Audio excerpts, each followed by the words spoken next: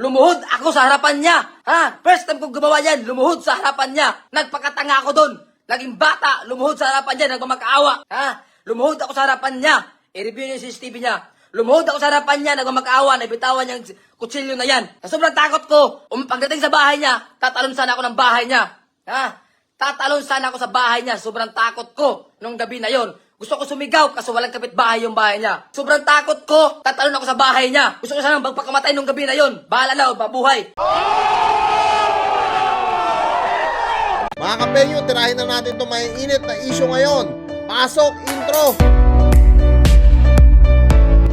Hey yo, what's up sa inyo mga kampenyo? At today, meron na naman tayong napaka-init na reaction video about nga dito kay Boy Tapang sa kanyang live. Kahapon nga mga kampenyo, nagawa na nga natin ang reaction video, yung kalahati nitong live video nito ni Boy Tapang. At ngayon mga kampenyo, i-continue natin na kung saan tinawag nga raw siyang unggoy, no, neto ni Miss Cherry White. At binalikan nga ni Boy Tapang din to at sinabi rin ni Boy Tapang na mas mukha ka naman ding unggoy, no? Kaya wag kang magmaang-maangan. Dahil sa totoo lang mga kapenyo, retokada nga etong si Cherry White. Kaya nga tinatawag to ni Boy Tapang na Cherry Toke.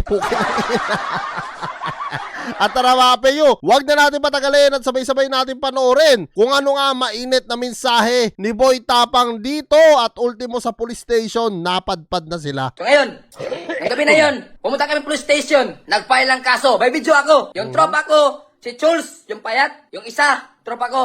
Kasi andito sila lahat nung gabi na yun kasi sinalubong na birthday ko. Pugbog kami lahat, pati yung motor ng tropa ko, winasak niya.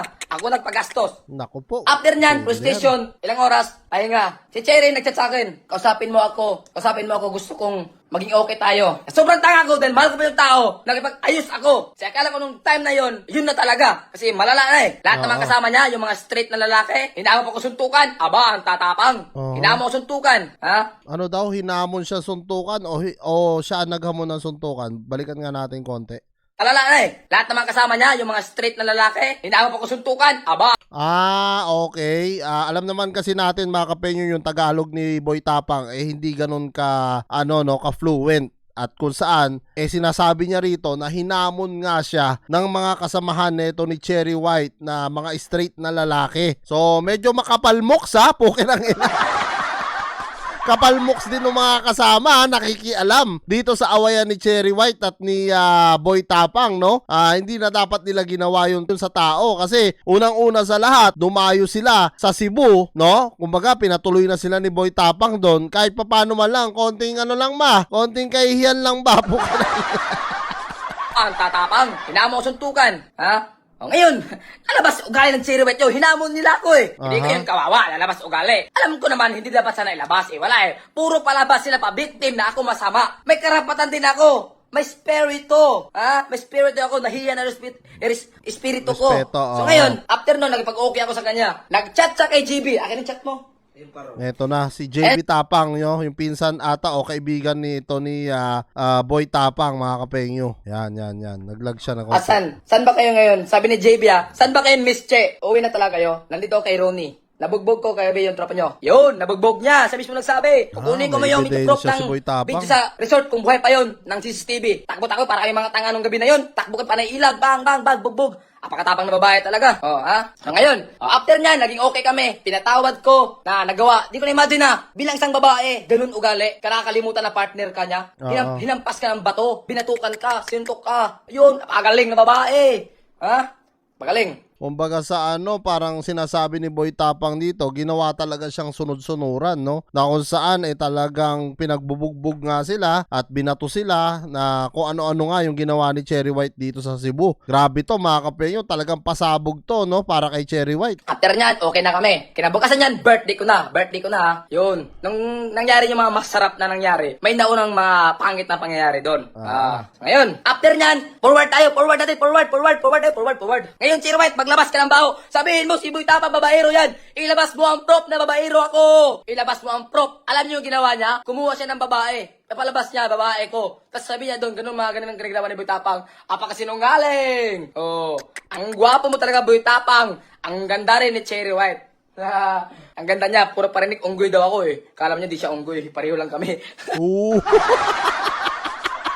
Niribatan din ni Boy Tapang, no? Kala mo naman daw, hindi rin siya unggoy. Mukha nga raw unggoy rin. Ito si Cherry White. So ngayon, ito na.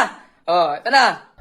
Wala akong pakialam kung mag-unfollow kayo sa akin, hindi ako susuporta. At least nagpakatotoo ako. Ito ang sinasabi ko sa inyo tama. ngayon. Yun ang Salita pala ito pinakatama dyan. Ilabas ko pa yung mga video. Paano ako binugbog, bugbog. Ayun mga sugat ko. Ay, oo, Kaya may mga kalmot pasak niya, siya, oo. Bugbog yan. Sabi nga nila, bakla daw ako. Totoo naman talaga bakla ako. Hindi ako pumapatos sa kanya. Di ako nakipagsuntukan. Yun ang pinakamaganda sa ginawa ni Boy Tapang, no, na kahit sinaktan siya na ito ni Cherry White at kanya mga tropa, hindi niya pinatulan yung babae. Syempre, at the end of the day, babae pa rin yun, mga kapenyo. Yan nga yung sinasabi ko sa inyo nung mga nakaraan, kaya hindi pinapatulan ni Boy Tapang to. Nawala yung boses? Okay ba? Pakinggan mo. Nawala ba? Ang ingay ko dito, di naririnig. Sayang naman yung pagano ko.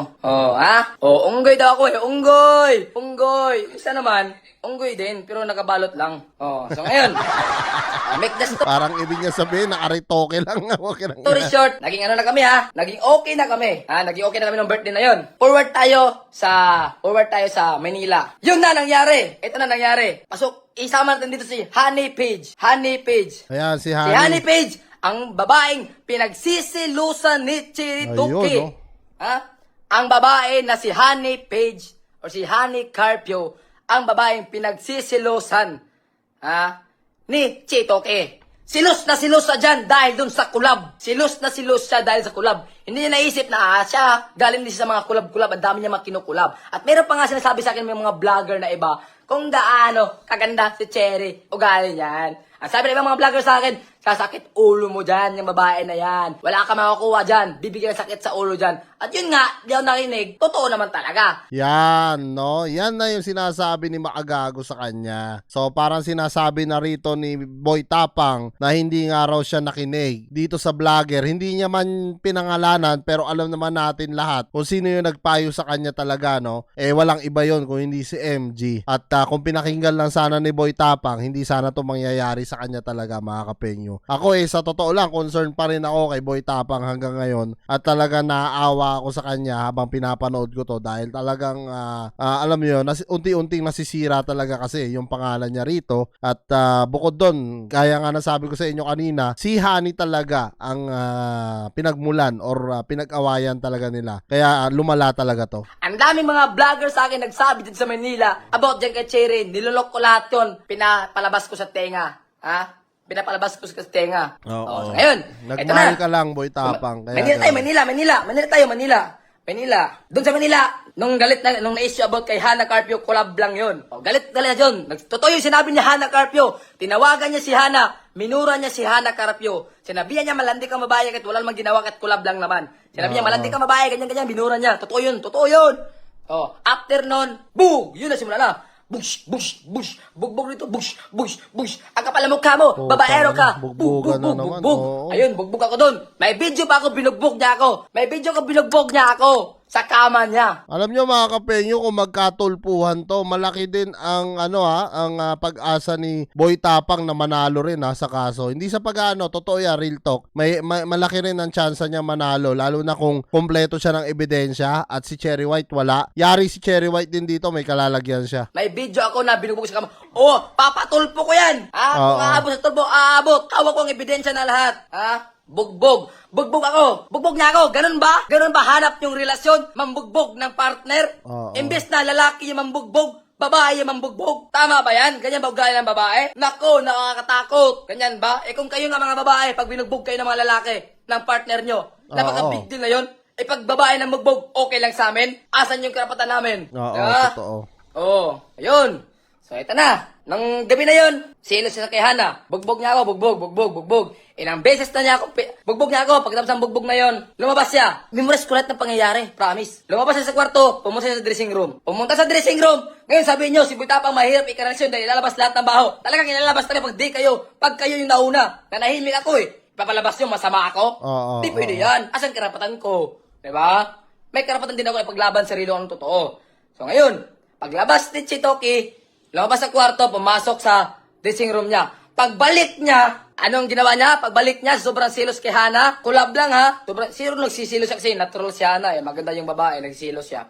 Oh. Oh. Lumabas siya sa kwarto niya. Paglabas niya, dinala yung maleta, yung mga gamit, papalayasin niya ako. Nung lumayas ako, paglabas ko sa bahay niya, sabi niya, layas! Ayun, parang aso, layas! Ako naman, layas. Kala mo wala akong bahay eh. May bahay din ako. Doon ko na-realize na paano abusuhin. Papalayasin ka, kala mo wala kang bahay. Ha? Lumabas ako sa bahay niya, hindi ako nakalabas sa gate niya. Kasi walang susi. Paglabas ko sa gate, ito na malala. Paglabas ko sa gate, pumunta si Cherry, dala-dala kutsilyo. Oh, ngayon, sabihin mo yung sinungaling ka, Cherry. May CCTV sa bahay mo. Ha?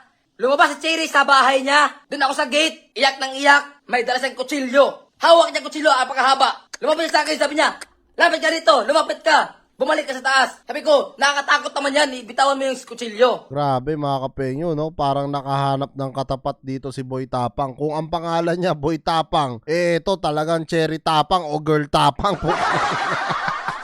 Nahanap talaga ni Boy Tapang yung katapat niya rito. Grabe to mga kapenyo. Ha? Bitawan mo yung kutsilyo. Sabi niya, akin na, papatayin kita. Pangalawa kang masaksak sa akin. Nakakatakot na Binantaan babae, pa siya. papatayin ka. Oo, Ganun ba yung pagmamahal? binantaan pa. Sabi niya, akin na yung cellphone mo. Oh, lapit ka sa akin. Hindi ako lumapit. Sobrang kaba ko. Papatulan ko na sana. Merong upuan doon, ihahampas ko sana sa kanya. Bilang self-defense. Kasi mayroong CCTV eh. May CCTV sa bahay niya. May CCTV. Sa bahay niya may CCTV. So, karapatan kong manlaban. Lalo na, ganun ang nangyari. Nilapitan niya ako. Ginanon niya ako. Akin na! Akin na! Sinasaksak niya ako. Ako naman, pailag ng pailag. Sobrang takot ko. Nag-ikot-ikutan kami. Ikot sa motor niya. Ikot. Ha? Ikot kami. Ikot sa motor. Hinahabol niya ako kutsilyo. Gusto ko sana i-video yon. Kaso, walang video. Doon ko na lang inisip na may CCTV. Wala akong cellphone naka-on doon. Hawak niya kutsilyo para siyang demonyo. Sasaksakin niya ako. Lumapit siya. Ginagano niya ako. Ako may ilag ng ilag. Sabi ko, mahal. Wag naman ganyan. Makakamademonyuhan ka. Sabi niya, papatayin kita. Pangalawa kita masaksak. Dahil andun sa... Putang ina. Talagang ano na talaga to si Cherry, no? Pagka nagagalit siya, parang sinasaniban. Putang Kilos. ina, matibay yan. Ang ginawa ko, lumuhod ako sa harapan niya. Ha? First Ayun. time ko gumawa yan, lumuhod sa harapan niya. Nagpakatanga ako doon. Naging bata, lumuhod sa harapan niya, nagmamakaawa. Ha? Lumuhod ako sa harapan niya.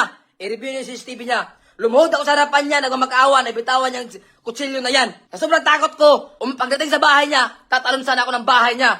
Ha? Tatalon sana ako sa bahay niya. Sobrang takot ko nung gabi na yon. Gusto ko sumigaw kasi walang kapitbahay yung bahay niya. Sobrang takot ko. Tatalon ako sa bahay niya. Gusto ko sana magpakamatay nung gabi na yon. Bahala na, mabuhay. Hindi lang masaksak. Ha?